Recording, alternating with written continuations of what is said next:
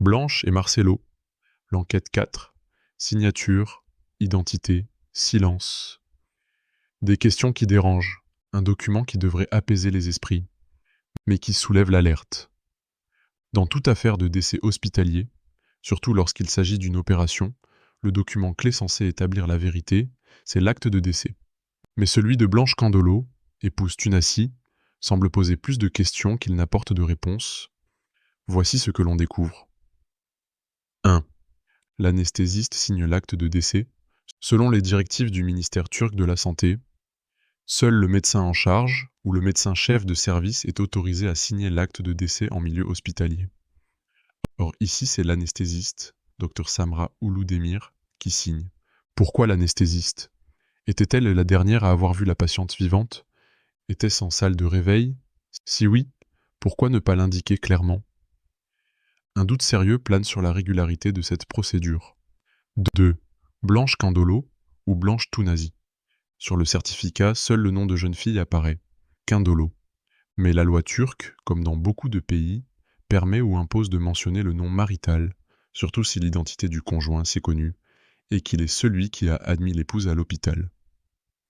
Pourquoi cette omission? Cela aurait-il pour effet de minimiser ou annuler certains droits familiaux ou successoraux? Une volonté de créer un flou juridique? 3. Parents. Inconnu, le certificat mentionne père inconnu, mère inconnue, alors que la mère de Blanche est vivante et identifiée. Est-ce une erreur d'enregistrement? Ou un choix délibéré pour effacer des liens familiaux? Comment une femme adulte, hospitalisée dans une clinique privée avec des papiers valides, se retrouve-t-elle déclarée comme sans passé, sans famille, sans lien? 4.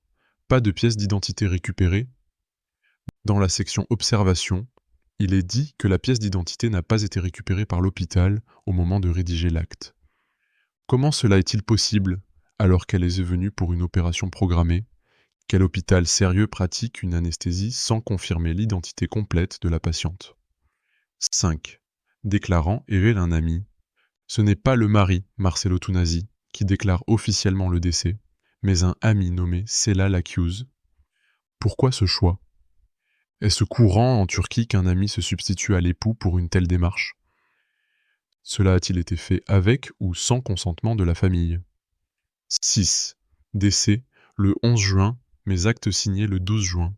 Et j'étais mentionné que le décès est survenu le 11 juin à 23h45, mais l'acte est signé le 12 juin.